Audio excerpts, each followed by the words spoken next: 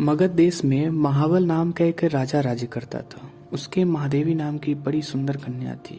वह अद्वितीय रूपवती थी। जब वह विवाह के योग्य हुई तो राजा को बहुत चिंता होने लगी।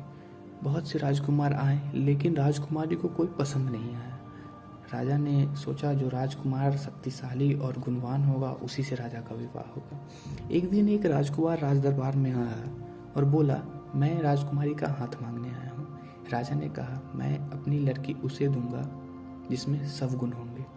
राजा ने कहा, मेरे पास एक ऐसा रथ है जिस पर बैठकर जहाँ चाहो घड़ी भर में पहुंच जाओगे। राजा बोला, ठीक है, कुछ दिन इंतजार करो, मैं राजकुमारी से पूछ कर बताता हूँ। फिर एक दिन एक और राजकुमार आया।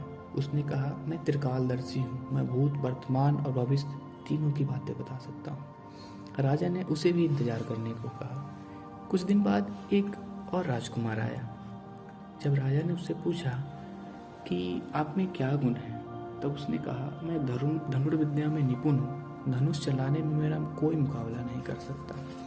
इस तरह 3 वर इकट्ठे हो गए। राजा सोचने लगा कि कन्या एक है, राजकुमार 3 है, तीनों ही सुंदर और गुणवान है, क्या करें। इसी बीच एक राक्षस आया और राजकुमारी को उठाकर विंध्याचल पहाड़ पर ले गया।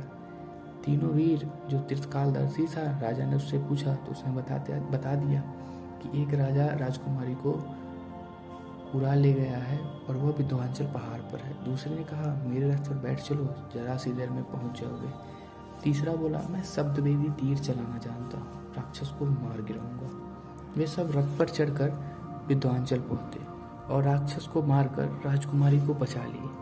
इतना कहकर बेताल बोला, हे राजन, न्याय विक्रम, अब तुम न्याय करो और बताओ वह राजकुमारी उन तीनों में से किसको मिलनी चाहिए।